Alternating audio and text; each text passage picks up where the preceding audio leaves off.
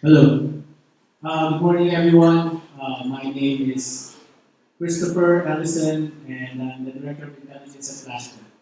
Flashpoint is a New York-based intel company, but I'm based in Atlanta, and I was born in the Philippines. You can follow me on Twitter at Talks, and my email address is also talks at flashpoint-intel.com. So if you have questions later, you can send me an email. Alright, so today we're going to talk about the shift from opportunistic to targeted ransomware. So we have the introduction, opportunistic TTPs, targeted TTPs.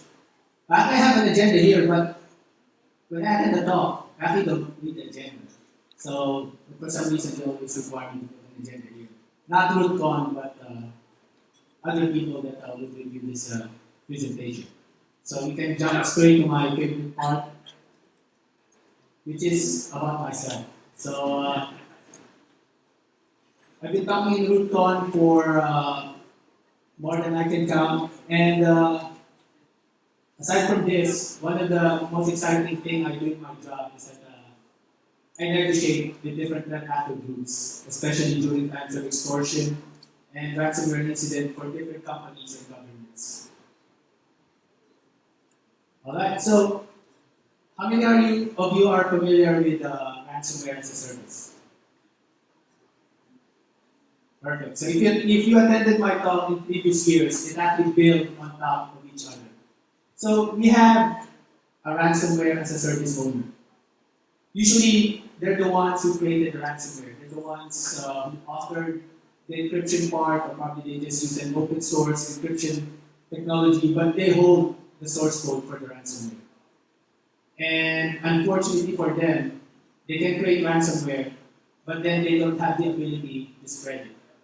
So think of it this way. You have a letter, and you want to send it to all your friends so they can read your letter, but you don't have the capability to send them, right? You need some sort of service. It could be a postal service, it could be FedEx, or it could be a UPS. So for threat actor groups that own ransomware as a service, usually they don't have that capability. So they try to recruit affiliates. So affiliates are other threat actor groups that have access to different infection vectors. So an infection vector could be an email spam. It could be a threat actor group that have different or stolen RDP credentials. Or they could be threat actor groups that have access to different vulnerabilities, even 0 days, that would enable them to get into a target company. So this is actually one of the postings in the underground, the deep dark web, of GadCrab trying to recruit affiliates in the deep dark web. So as you can see here, it's saying that the name of the ransomware is GadCrab, searching for high-skilled malware spreaders. Profits will be split 60% to 40%. So 60% goes to whoever owns that infection vector. And if it's very effective, it can go up to 70%. So if they earn $1 million, 700,000 goes to the affiliates or those that own the infection vectors. All right, once somebody says, you know what, I'm free, I can be an affiliate, I have access to RDP credentials. Of course, communication would happen directly between the RAS owner and the infection vector owner. And when that happens, that's when we see ransomware. So before, most of the things we see are opportunistic. So it's just like spray and pray. You try to spread it to as many targets as you can. Whoever gets infected gets infected. And most of the things you see when you get infected. So how many of you have seen or experienced ransomware infection in your network? Of course, somebody will say you got infected, right? So it's actually a trick question. So when you get infected by ransomware, so aside, the main difference of this with other malware is that ransomware will not try to hide itself. Unlike other malware classes where it will try to establish a foothold and try to hide itself, probably because it's a backdoor, it's an information stealer. But ransomware will announce itself. And the way it announces itself is that for every folder that's been encrypted, you will see a ransom note like this. So it would say here, all your files, documents, photos, databases have been encrypted. If you want to get back your access, you have to visit the store site and then pay us money. And of course, this is not enough because some people probably they don't have any idea what's going on, or they just won't open any text file that's in their face or in the folders that are encrypted. So what web actors do is they also modify the desktop. So your desktop wallpaper would be something like this. So your files are under strong protection by our software. In order to store, you must buy the crypto. And if you follow the ransom note and you install Tor on your Tor browser on your system, and go to the Tor link, this is what you would usually see. So you have 6 days.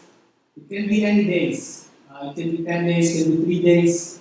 Or if you don't pay during that time period, money will double. I mean, the cost of the decryptor tool will double. And if you would notice here, there's also a chat service. So if you have questions, if you need to ask them, like, how do I get bitcoins? Where do I buy it?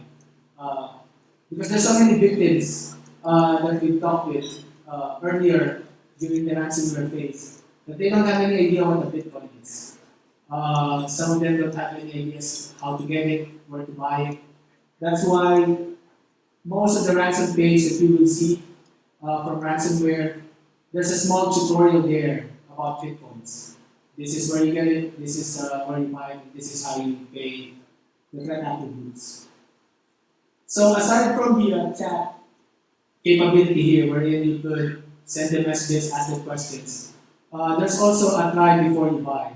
I showed that last year, wherein if you want to make sure that your files will be decrypted, you can send them 3 to 5 files to decrypt, and then they'll send you the decrypted version of those files. This is a verification that they can really decrypt your files. Because some of them are asking a lot, right? Like for this one, it's asking $3,000 per machine. Of course, at first we thought 3,000 was really, really high, but later you will see that 3,000 is really, really low. So for this one, this is what the victims see, right? Now, as a threat actor, what you see, or what the threat actor sees, something like this. This is their dashboard. So they have access to this, and they could actually see how many infections there are. Like for example, on this day, the third one, it's 22 infections. The fourth one, they have 49 infections. And this is during the early phase. After they spread ransomware, this could balloon to hundreds, to even hundreds of thousands of victims. So imagine, you're an affiliate. There's only 4 or 5 of you in your criminal group, and you have 100,000 infections. And those 100,000 of people will contact you via chat service. So 5 people answering 100,000 queries. That's a lot, right? It takes a lot of your time. And imagine if all of them try to submit 3 files for decryption. So it takes a lot of time from the threat actor groups, right? That's why in the underground, they also have ads for, if you want to work remote, they have ads for wanted tech support, earn dollars, must be a native English speaker or very well versed in the English language. So they try to hire people from around the world to answer chats. But of course, they can answer chats, but they don't have the ability to decrypt. The ability to decrypt still stays on the threat actor group. So most of the work is being done by the threat actors, right? So you're getting 3,000 per infection, and then it takes a lot of time to manage all of those customers. Just handling the chats, handling the decryption takes a lot of time. So what they did is they went targeted. So imagine you have 100,000 infections, paying you $3,000 an infection, so that's what? That's $3 million or 30 million. So my math must be off. But imagine you have one infection, a major corporation, a city government, a nation state that's been crippled by your ransomware. You can easily ask for millions of dollars to decrypt their system, right? So you manage one victim, or as they say, one customer, and you earn more money. And this is a Ryuk builder. So Ryuk is one of the most popular ransomware that's being used for targeted attacks. So if you're an affiliate, they will give you a builder where you can build your ransomware tailored to your target. So let's say they want to target company X. They would do an initial phase of reconnaissance against company X. And then based on the information that they have, they would build a ransomware specifically just for that company. So whatever ransomware you collect for that company, you'll never see that variant anymore in other companies. So it's going to be totally different. But of course, the functionalities, they're still the same. And same with opportunistic ransomware. They also have ransom notes. But the main difference of the ransom note here is that instead of telling the victim to visit a Tor site, they're actually telling the victims to contact them by email. And the main difference there of them contacting them by email is because the communication stays between the threat actor group and the victims. Only those who have access to the emails we have an idea of what's going on. Unlike in opportunistic ransomware, where they would give you a Tor website, anybody that has access to that website could just visit it. A researcher in the US can visit the Tor website that was given to a government in Asia that was victimized by ransomware. And we could easily monitor what's going on there, whether there's no time left or how much the decryption tool is, and also the Bitcoin wallet. But for a targeted ransomware, it's more about that one-on-one communication via email between the threat actor group and the victims. And also one thing, this is also true for opportunistic ransomware, wherein aside from it encrypting your files, or before it encrypts your files, it tries to kill all of the processes that control those files. So that when they encrypt it, there won't be any handle error. So, as you can see here, most of this can be found in the ransomware code, which is very easy for you to determine that something is amiss, especially if it's a new ransomware. If you see something like this, if you're a reverse engineer, if you see something like this, if you see code or API calls that would actually search for different files, chances are it's a miscreated ransomware. And most of the targeted ransomware, they're designed not only to encrypt your endpoint, but your servers. So usually it has this process of stopping different services on your server. And the tried and true deletion of shadow copies. So shadow copies are just backups in your system. So this is usually true for endpoints, wherein especially the shadow copies are enabled, wherein you could go back to a certain date that you have a shadow copy on. So backups is one way of mitigating ransomware. But you will see later, backup alone is not enough when it comes to mitigating ransomware. So when it comes to targets, these are the likely targets. This is what we've been seeing that's being targeted by ransomware. One is organizations with deadline-driven business models. So if you have a deadline wherein I need to provide information at this date or else my company will suffer or my bottom line will suffer, they're good targets for ransomware. And also organizations or offices or government agencies that provide critical services or infrastructure. So anything that's time sensitive and anything that affects the public when they're down those are right targets for ransomware. Uh, Also, you can see here, most of the targeted ransomware, before they attack a company, they would do initial research. Like, for example, they could, based on SEC filings or information in public, a company might have a statement out there that says, we just introduced a new technology. This technology will save us $5 million a day while we're in operation. Imagine if that technology stopped or your whole operation is stopped, right? Your company might be losing $5 million a day in revenue because of that stoppage. And for threat actor groups, they would say, you know what, let's just ask $3 million from them. So it'll be easy for them to pay us. And paying ransomware, it's a business decision. It's not a technological decision. It's mostly a business decision. Are you willing to pay X amount of dollars because you're losing Y amount of dollars? So it's basically a business decision. And I have a blog about it in our website if you want to read it. It's flashpoint-intel.com. Alright, so why the shift?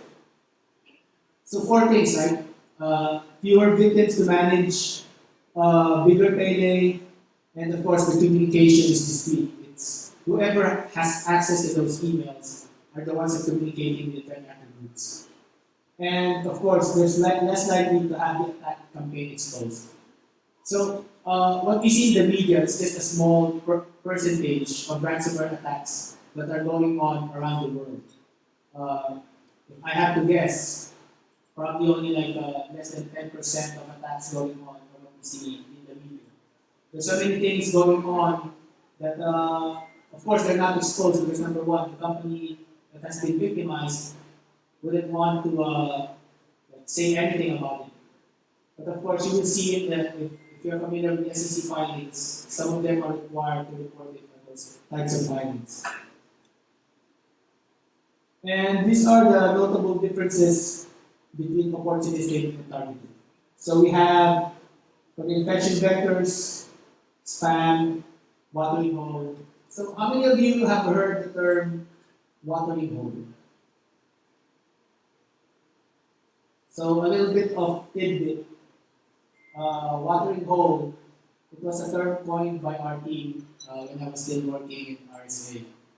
And I remember before, when we first wrote our paper on watering hole, there was a vote thinking what we should name that certain infection vector. So somebody said watering hole, a lot of people said that name sucks, we need to think of another name. A week gone by, nobody thought of another name, so we just used watering hole. And it stopped, so it's now being used. For ransomware behavior, targets user services, protection services, as we see. For targeted, the main difference is that it targets server software, as we see in the code earlier in the presentation. And when it comes to communication, mostly core site, targeted, mostly email, and the ransom up to 3,000 and upwards to millions of dollars. So most of the ransomware negotiations I've been involved in, they go up to millions of dollars. The threat actor groups are asking for that amount of money. Now the good thing about email communication is that you can negotiate. You can negotiate with the threat actor groups to get the cost down, or you can negotiate with them to extend the time period for you to pay. Because there's so many things going on when it comes to paying ransomware. There's so many moving pieces aside from this because you have to transfer a large amount of bitcoins from one source to another. So you have to have that certain capability and that know-how, especially when you're dealing with the threat actor groups.